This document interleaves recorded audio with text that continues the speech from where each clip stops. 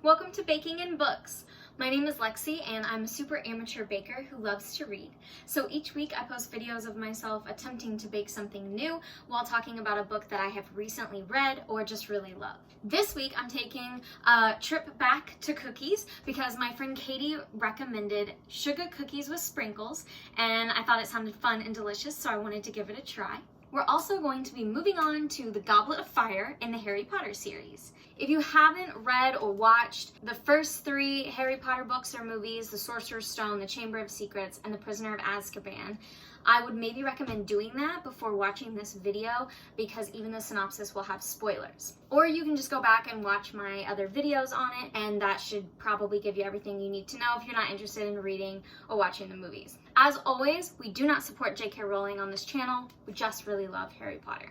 Later on, I'm going to also be showing off one of my other sets of Harry Potter books. I mentioned in one of the earlier videos that I have a couple different sets because I am a major nerd and I really love Harry Potter, so I'm going to be showing that off a little bit later. But for right now, we're going to go ahead and get started with our sugar cookies. So let's go.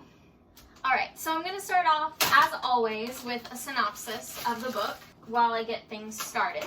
So, Goblet of Fire finds our hero at home, as always, in the Dursley house with his horrible aunt and uncle. But this is actually the first book that starts somewhere other than Harry's house. Not that Harry is somewhere else, but that we, the readers, are somewhere else. So this book actually starts with sort of a dream Harry is having, but since it's Harry, we all pretty much know it to be real. And I don't want to give too much away, so I'm just going to say it's a dream about creepy things. But Harry doesn't remember the dream for too long after he wakes up because he gets an invitation from his best friend Ron to come to his house for the rest of the summer, which means escaping the Dursleys, and he gets to go to the Quidditch World Cup.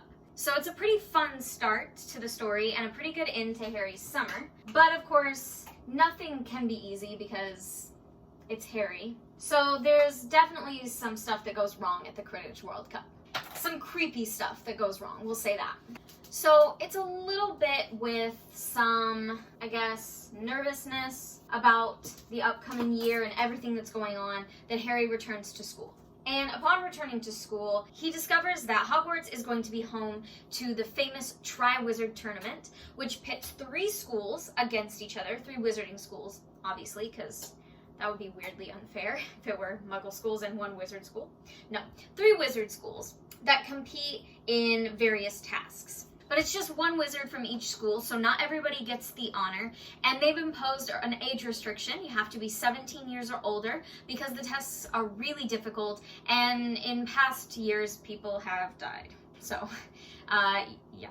Age restrictions. Good call for once on the wizarding part. But of course it's Harry, so his name comes out of the ever magical Goblet of Fire and he's forced to compete in the Tri-Wizard Tournament. And of course there's a lot of creepy stuff behind it, as well as the usual adolescence of Harry and his friends because they're 14 now, so now we're really getting into the emotions or the lack of letting others see their emotions and relationships. And as you would probably guess, it's all really Voldemort's fault. You know, it's always Voldemort's fault in the end. So that's really it synopsis-wise, which I know sounds kind of crazy given the length of the book, but if I do too much more, then things get spoiled. So as far as synopsis, my oven's ready. I don't know. As far as the synopsis is concerned, that's all I can really tell you. So let me go ahead instead and tell you some of the things I love about this book and why you should read it. I've decided, because I know that people always ask, whenever I get into a conversation about Harry Potter, people always ask which one is my favorite, and it's hard to have an answer because I really do love them all. But I've decided that my top 3 are definitely Sorcerer's Stone, Goblet of Fire, and Half-Blood Prince. So this is obviously my number 2. And I think the reason that is because it is such a great story. I mean, from beginning to end, I feel like I'm hooked, I'm in the world, and there's all kinds of things going on, different roller coasters of emotions. You meet new characters, you get kind of updated information on old characters, and it's got a great mystery. I mean, the outcome is phenomenal. It's getting darker, you know, we're not kids anymore, and we're moving on from sort of just the fantasy of Harry Potter, and we're moving more into a grown-up version of Harry. And I know 14 doesn't seem grown up, but think about everything he's been through in just the first couple of years of his like wizarding life. He's gone through a lot. So obviously he's becoming a little more grown up now. And so things are starting to become a little more darker, and things with Voldemort becoming a little more ominous. So it's just a really nice segue into a more grown up realm of the wizarding world. So I'm a huge fan of this because I love just the mystery aspect of everything that's going on. I love the new characters that you get to meet, and you just get an even deeper sense of the wizarding world, and you kind of really, I don't want to say like just get the story started, because obviously Harry's story started a long time ago, but it does sometimes kind of feel like you're really just getting started. Like, this is the grown-up version. This is also the book that I always talk about whenever anybody tells me that these are children's books. They might start out that way, and you're most likely to find them in the children's section or young adult section of a lot of stores. But truly and honestly, this book gets really deep and kind of creepy. I mean, honestly, really creepy. And I don't think that it continues to be a children's story after this book anymore. I think it becomes, at the very least, a young adult book. You know, you don't necessarily think of the things that happen in this book as like, oh, it's a children's story about wizards, yay. Trust me, you don't. So just keep all of that in mind as you go forward with these books. We're no longer really dealing with children's stories anymore. We're dealing with adult things and life and death and all of these different things that are definitely signifying the growing up of the Golden Trio, and especially of Harry. So that's about all I can give you right at this minute. Baking update, we're doing good. There's not a whole lot of ingredients just yet, so that's always good. I'm trying to mix things in like I'm supposed to, keep things creamy and smooth and things like that, but I think it's going pretty well. So if you don't want anything spoiled for you, go ahead and jump forward until you see the no more spoilers page, and that way nothing will be ruined for you. If you already read the book or seen the movie, or you just don't care about things being spoiled for you, go ahead and stay with me, watch my baking, we'll get more in depth in the book.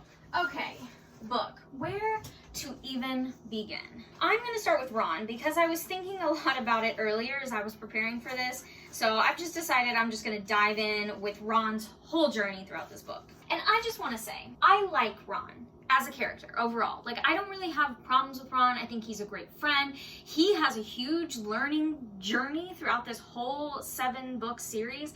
He becomes a great person. He's funny. He's way smarter than he gives himself credit for. And he's a very caring person. I like Ron. But Ron in this book is a huge dick. Multiple times. Hands down. There's no doubt about it. He is a very typical cliche teenager in this book, and it drives me nuts. Sorry, it's true. So let's talk about my issues with Ron. First and foremost, okay, Harry supposedly puts his name in the Goblet of Fire. You're his best friend, and he doesn't tell you how he does it. He's clearly surprised that his name comes out of the Goblet of Fire, and he's insisting that he did not put it in there. So instead of being his actual best friend like you're supposed to be and believing him, you're just gonna act like he betrayed you all of a sudden? And like, where does that come from? I mean, I understand that Ron is like the youngest boy of all of these older brothers. I totally get that. And I mean, like, he grew up with Fred and George, who I'm sure were playing pranks on him all the time growing up. I mean, we learn about multiple of them in the book series. So I'm sure that that's not easy. You know, mentally, he's got to work some things through, maybe see a therapist, you know, that kind of thing. And that's fine. Everybody needs a therapist. I just don't understand where his lack of trust in Harry comes from. Harry is not his brother. He's never really shown Ron that he thinks he's better than him. You know, I mean, like, he's always relied on Ron. He doesn't really do that much better in classes than Ron does. You know, they've always joked together. It would just be totally different if this were like the first year of school and Ron had only known him for 2 months. Sure, I get that. But you've known each other for 3 years, and you've been through a lot in 3 years. So you're telling me you honestly believe that your very best friend put his name in the Goblet of Fire, didn't tell you, and now he's trying to tell you, lie to you. He's lying to you about the fact that he didn't put his name in there, and he has no idea how it got there. Like, come on, Ron. It's a whole source of agitation for me, because I think it's stupid. I don't get it. I don't understand, like, but, you know, like I said, it's very teenager, it's very, like, woe is me, and, I mean, no offense to teenagers, like, you guys are amazing. I teach teenagers, love you guys. This is, like, the hardest time of your life, and I'm so sorry about that, but at the same time, not everything is dramatic, not everything is a big deal, and your friends are probably not out to get you. Okay, so aside from that, they make up, that's great, and then Ron turns around and basically, because he can't deal with his emotions, and he can't deal with the fact that he really likes Hermione and he just doesn't want to say it, he gets all up in arms about asking her to the dance, puts it off to the very last minute, and then is surprised that nobody else asked her. I really don't believe that Ron believes for a second that Hermione doesn't have a date for the dance. I think Ron knows Hermione has another date for the dance. Oh, sorry, this is a side note, but I bought the perfect amount of sprinkles. Not on purpose, just because, just by happy accident. And I am thrilled about it. So anyway, you're not coming to terms with how you feel about Hermione. You know, it happens. That's pretty teenagery too. I mean, romance is like a huge secret and nobody wants to talk about their feelings and nobody wants to admit that they like each other. It happens. It happens in the adult world too, so I don't think any of us can really judge. But he just acts like a total dick to her. I mean, it's not her fault that Victor showed interest and he didn't. Like, if Ron wanted her that badly, he should have shown some interest. And he didn't, and that is his own fault. Okay, quick cooking update. I didn't buy enough sprinkles. I only bought enough to put in the dough. So I'm really sorry, Katie. We're deviating just a little bit from the recipe you gave me. And we're just having sprinkles in the sugar cookies, not on the sugar cookies. So that's just gonna have to be what it's gonna have to be, I guess. That's my whole thing with Ron in this book. And, you know, it's not the end of the world. It is what it is. But he does annoy me in this book. He will come back around and do better in the future, but for right now, he gets on my nerves. Talking about something that doesn't annoy me, the Quidditch World Cup. I think it was such a clever idea to show that off. Because we get a lot of Quidditch in these books, and it makes a lot of sense that we would get to see kind of like, you know, the playoffs, like the big game.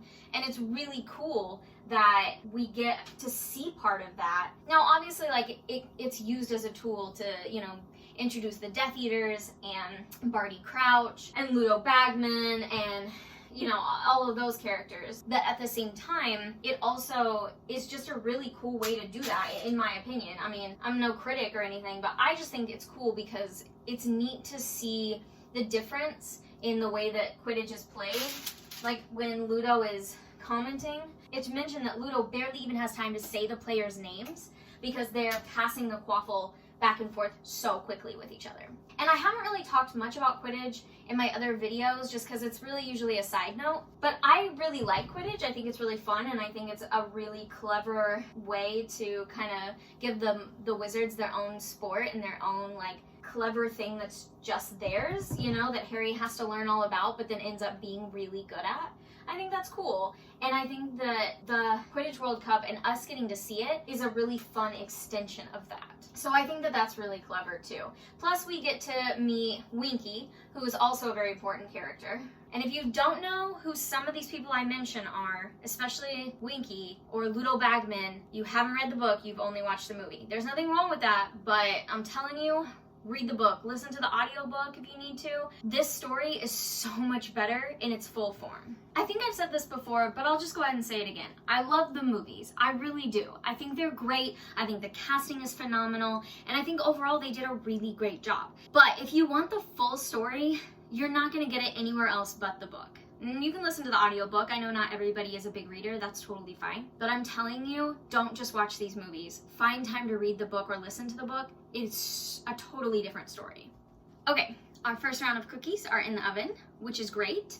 Honestly, they're done when they come out because the sprinkles were the main part. So that is great. And we're gonna move on with the in-depth talking about because there's so much to cover in this book and I am worried now that I won't have enough time to do it all. Okay, so the Death Eaters, such a weird name for a group, but creepy, so I think it works, because they're creepy, and they're followers of Voldemort. I think that the idea of all of them having this tattoo is really interesting, because it always marks you Like, you would always be marked as a follower, because a lot of people, you know, pretended like they had been bewitched or that they had changed when Voldemort had his downfall and like re-entered society. And so imagine though, like, no matter what you do, that tattoo is always there on your arm. So even if you are trying to be better or anything like that, people will always think of you differently once they know you have that. But I think a lot of them probably hide it for obvious reasons. I would too if I were in that situation, although I would hope I would never find myself in that situation. Okay, so let's talk about the Triwizard Tournament for a moment, because that is really like the main portion of the book. I love the idea of the Triwizard Tournament, and I love that we get to meet other characters from other parts of the world that are wizards and witches as well. I think that's really cool. I mean, everybody we've met so far has been from England, or, you know, pretty much everybody. I'm sure there's a character in there I can't think of at a minute. So we have Beauxbatons from France, and we have Durmstrang from, we're guessing, somewhere up north. They don't really say, but they have a lot of fur and really heavy robes, so they assume that it's someplace really cold. I don't know if that means Russia, but I know that Victor Krum plays for Bulgaria, so we can maybe assume it's in Bulgaria. I don't know anything about Bulgaria. Is that even a real country? I don't know. Anyway, we have those two schools. Now, I will say, I'm not here to critique the movie versus the book, but sometimes it's gonna slip out, and I'm sorry ahead of time. This is one of those moments. The book portrays Durmstrang as all male students, and Beauxbatons as all female students. In the books, that's not true at all. They are a mix of both genders from each school. And I think what happens is Hollywood took over and decided that Durmstrang was the manly school and Beauxbatons was the feminine school. And so you couldn't have women that went to Durmstrang and men that went to Beauxbatons. But in fact, in the books, you did. And I like that. I like that we're inclusive, okay? We don't have wizarding schools just for one gender, okay? Nobody has that I know of. Anyway, I love that. And I love that they stay with them at Hogwarts. I think that's really cool. They don't just like travel back and forth. So that's kind of neat. You get all of these visitors in the school at the same time. Now, I will say, I think it's weird that Harry is made to compete in the Triwizard Tournament. I know that the Goblet of Fire is supposed to be this magical element. It's this magical thing, and we can't defy it. And if your name comes out of the Goblet of Fire, then you have to compete. And it's like, really though? Because the Triwizard Tournament is made for 3 schools, and now you've got Harry, who is like the second person from one of the schools, and automatically they kind of assume, I think Mad Eye says this, that whoever did this must have tricked the Goblet of Fire into thinking it would allow 4 schools and submitted Harry's name under that. So when you look at it, it's like Barty Crouch loves the rules. I get that, but you're not breaking the rules because there are only supposed to be 3 contestants, 1 from each school, and Harry's also underage. So by letting him in, you're breaking your rules. The rules that you made. And I don't get it. I don't understand why Harry has to compete. That doesn't make any sense to me. And obviously McGonagall agrees because she like practically throws a fit. Not really, but for McGonagall, she kind of practically throws a fit about the fact that Harry has to compete. And I agree with her. It just doesn't make any sense. But I know that it's a book. I get it. Okay, move on, Lexi. Sorry, I don't really have anything else to do while these are baking, so I'm just kind of putting things away. I probably should check on them though. The recipe said to take them out a little bit early. That's supposed to be what helps keep them like soft and gooey, which is what I was trying to do with my chocolate chip cookies, if you've seen that video, so hopefully I'll be able to accomplish that. But we shall see. Moving on from my issues with the authority in these books. Harry has to compete. Let's talk about the tasks. The dragon. So they took these kids, and I understand that at 17 you're a fully qualified wizard, you're just finishing up school. I get that. But they take these still practically kids and put them in the arena with a mother dragon and is like, yeah, go get one of the eggs. That specific gold one. Go get that. Don't disturb any of the other eggs. And don't die. Good luck. Like, so who came up with these tasks? Who's making these tasks? So Harry gets past the dragons fairly well. Very exaggerated in the movies. Way too exaggerated. Then you have to figure out the clue in the egg, which leads to the Black Lake. They took something. I understand that they want the contestants to take this seriously, but isn't the point of being in this competition to take it seriously? So why wouldn't you tell them hey, like, if you fail this, it's obviously hurts you in the tasks and in the tournament. Like, you're not gonna get points and you're probably not gonna win the tournament if you fail this, but your friends and family aren't gonna die. Because here comes 14-year-old Harry, who already has a hero complex. We discussed that in The Prisoner of Azkaban. And he thinks he has to save everybody that's tied up down there, or they're gonna drown at the end of an hour. Whose idea was it to just be like, go get your prize, and like, if you fail, they die? Like, honestly, was that Dumbledore? It was probably Dumbledore. Okay, so he makes it through that. Then they have to go through the maze, which is probably the most sensible task of all three. The maze, you've got to know spells, defensive spells, and attack spells, and all these different things to get you through the maze, solve some riddles, fight some weird creatures, and get to the Triwizard Cup. That makes sense. It's like the only one out of the three that makes sense to me, because it actually shows off your knowledge, whereas the other two just like show off how brave you can be, I guess, which is a thing that wizards like to compete for. I don't know, whatever. Wizards are weird. So anyway, I still think that the third task is the most sensible of all three. It just makes sense. And somehow, because, you know, this is Harry's story, Harry is tied for first place with Cedric. The only thing that bothers me is I'm like, I feel like Fleur maybe could have been in third place instead of Victor Crumb, but like, just because she's the only girl, I would have liked to maybe seen a little more like, yay, female power, but that's a side note we don't have time for. Okay, that's the tasks. Well, for the most part, when we got the whole ending thing, we'll get there in a little bit. Then we've got the rest of the school year. I've already discussed my issues with Ron. A brief issue with Harry, his reaction to how Ron reacts is terribly poor. I understand it probably was really frustrating to realize your best friend doesn't believe you, but at the same time, like, suck it up and be the adult in the situation and try to talk to him. And before you say, Lexi, these aren't adults, they're children. You're completely right, and I know that. It just irritates me. So I'm getting that off my chest. But otherwise, I think Harry just really has a very stressful year. I feel very bad for Harry. Anytime he's trying to have fun, anytime he's just trying to survive the school day, there's the Triwizard Tournament, and his friends are being weird. Sometimes Ron and Hermione are speaking, sometimes they're not. Sometimes he's not speaking with Ron. It's just a whole situation. You got Mad-Eye Moody, who is psychotic. I love him, but he's psychotic. And making their Defense Against the Dark Arts class is really weird and strange. Plus, you know, Snape's always in there trying to cause trouble somewhere. You've got all these new students from the different schools. It's just a whole thing. I felt very bad for Harry during this book. And Hermione's just kind of there. Like, she doesn't really have a whole lot going on. But I do think it's interesting that Victor Crumb takes to Hermione the way that he does. It's a little creepy if you think about it, just a little bit. Because he is 17, probably almost 18, if he's a international Quidditch player. And she's definitely only 14. A little bit freshman senior action going on. Nothing wrong with that, but it's just a little bit creepy. Whatever, it doesn't last. What are you gonna do? But I guess Hermione is very mature for her age. So, whatever. I don't mean to judge. You know, I don't want to, like, be judging people's relationships. I just think the closer you are in age, sometimes the easier it is. But you know what? Age is just a number. It is what it is.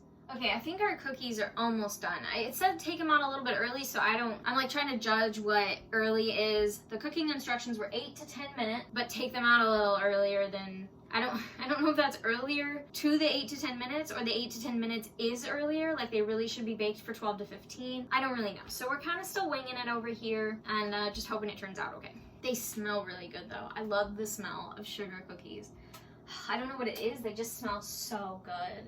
I don't know how much longer I have, and there's just so much to unpack. So let's just go ahead and talk about the ending of this book and make sure we cover that. I love how much thought goes into this. Like, it's really creepy, of course, when Harry's in the graveyard with Voldemort and Pettigrew and all the other Death Eaters, and then they have to fight and like all of that. But skipping literally past that and going to when they realize that Mad-Eye Moody is not Mad-Eye Moody, and that it's Barty Crouch Jr. who has been using Polyjuice Potion all year to pretend to be Mad-Eye Moody. I love that. And then his story, that irritates me so much that it's not in the movie. Because his story and the reason that he is where he is and that he's pretending to be Mad-Eye and trying to get Harry to Voldemort is just crazy. It's so cool. I mean, it's the whole thought process behind it that really makes these books feel like they come to life, because it's not just a simple, oh, Barty Crouch Jr.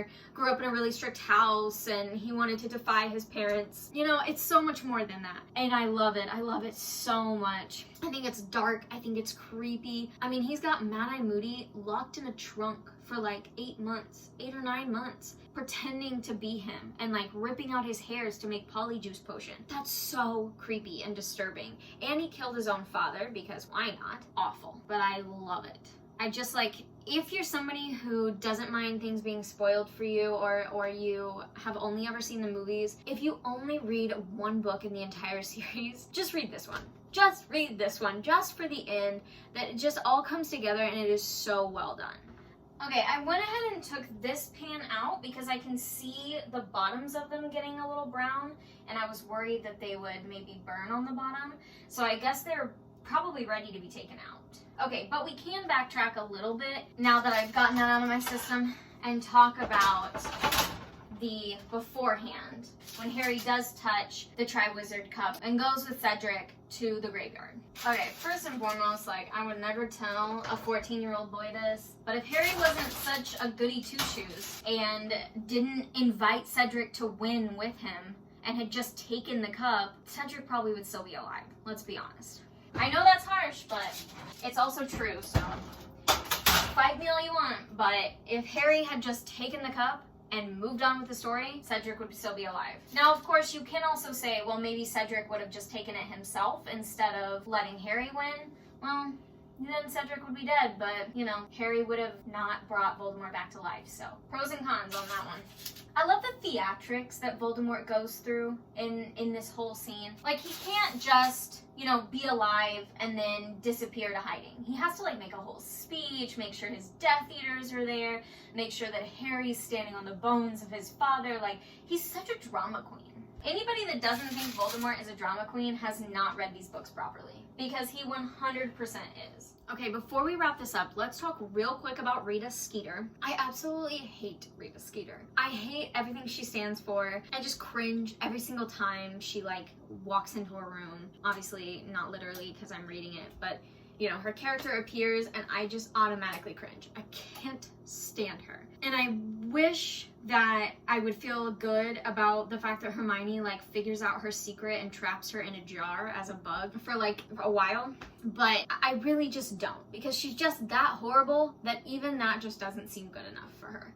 Like, why do people enjoy that? I know that there are journalists out there that are really like that, and people in general who just love causing drama. I don't understand it. I mean, I can be an over-the-top dramatic person, but I would not want to ruin somebody's life with the stories that I'm writing. Like, if that's my job to write stories, I would want to get the truth. And she doesn't care about the truth. She cares about her readers having a good time. All right, well, that's my little spiel about Rita.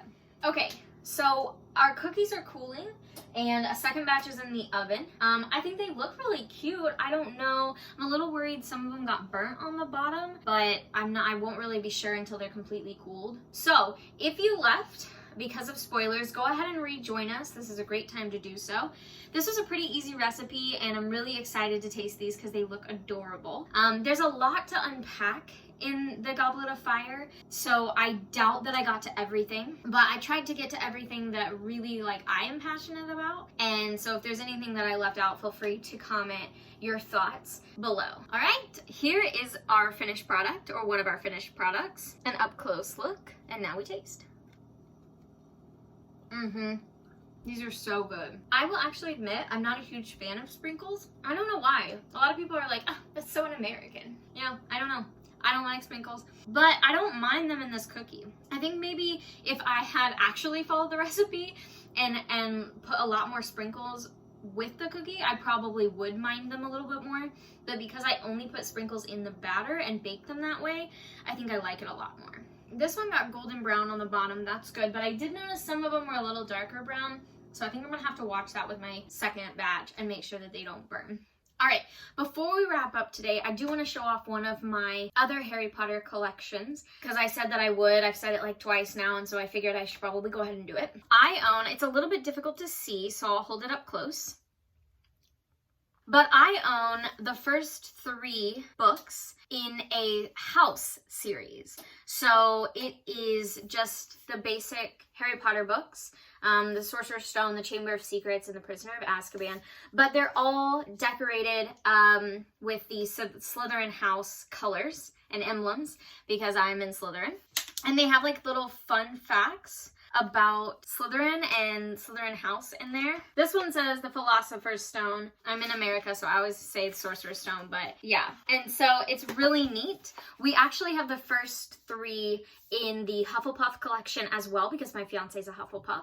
So hopefully we'll get more of those as we go. Sometimes we just buy each other them for Christmases or birthdays or anniversaries. But I really love these copies. I think they're really fun. I don't know if you can find these in the stores. We usually only see them on Amazon, but if you know of a store you can buy them from, please let me know because that would be great to have multiple options. But you can definitely find them on Amazon. I want to say the last time I looked, they had all the way to Order of the Phoenix, which will be our next Harry Potter book. They might have gotten more since then. And of course they do have Gryffindor and Ravenclaw as well. So if you're a diehard fan like me, these are a must-have because they're just fun. I mean, it's just fun. They rotate back and forth. So like the Chamber of Secrets is mostly green, and then all of this stuff is in black. When you look at them all together, it goes back and forth between black and green, and the Hufflepuff ones obviously go back and forth between black and yellow. I highly recommend you read Goblet of Fire, especially, I mean, if you've gotten this far, if you've read the first 3 books, go for it. You're in it now, and once you read this one, you're definitely in it. There's no turning back. You might as well. I love the adventure of this book. I love the new characters. They're so much fun. Even when I love to hate them, I love them. And I think the mystery and the dark elements of it are really cool too, so I highly recommend reading Goblet of Fire. Thank you so much, my friend Katie, for the suggestion for the recipe. They were delicious. I'm sorry I didn't make them correctly. I apologize. But they were really good still, and I'm very excited about them. If you have other recipes that you want me to try, go ahead and leave them in the comments or send me a message. Can you do that on YouTube? I don't know. Well, okay, whatever. Send me your recipes, and I would love to try them as soon as I get the chance. Or also send me your book recommendations. I love to read pretty much anything, and so I'm always searching for new recommendations of books, and I would love to see those as well. If you can, when you're out looking for books, shop local or rent from your library. But all of these books are pretty much available to buy anywhere, Barnes & Noble, Amazon. Obviously, they're a very popular series, so, you know, you can pretty much find them wherever. And I think that's about it. So thank you guys so much for hanging out with me today, and I'll see you next time.